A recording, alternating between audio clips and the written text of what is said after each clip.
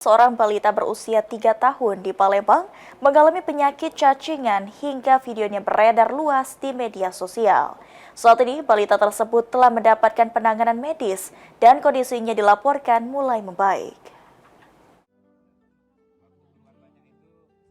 Balita berinisial MKA berusia 3 tahun mengalami penyakit cacingan atau cutaneous larva migrans, yang dimana kasus ini mencuat setelah video kondisi MKA yang direkam kakeknya Nurul beredar di media sosial pada pertengahan Januari 2026.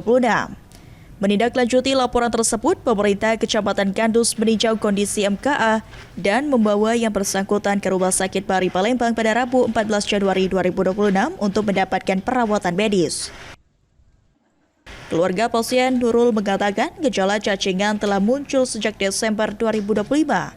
MKA mengalami kesulitan makan, sulit buang air besar, dan perut membuncit.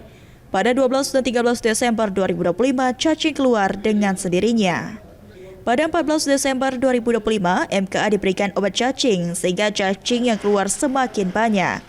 Setelah dirawat di rumah sakit, kondisi MKA berangsur membaik dan nafsu makan mulai meningkat.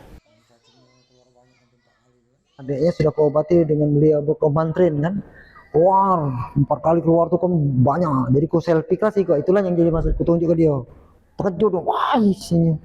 Yang sekali lagi cak ini berarti 4 kali banyak. Datang besok-besok jam 8 pagi. Langsung dijemput ke sini. Takutnya ada infeksi bekas kebanyakan tuh kan.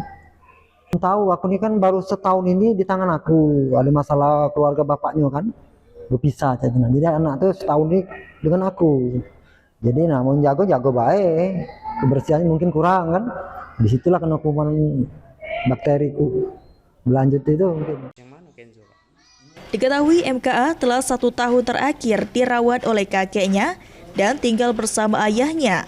Kurangnya kebersihan dan perawatan diduga mempengaruhi kondisi kesehatan MKA. Muhammad Aidil, PAL TV.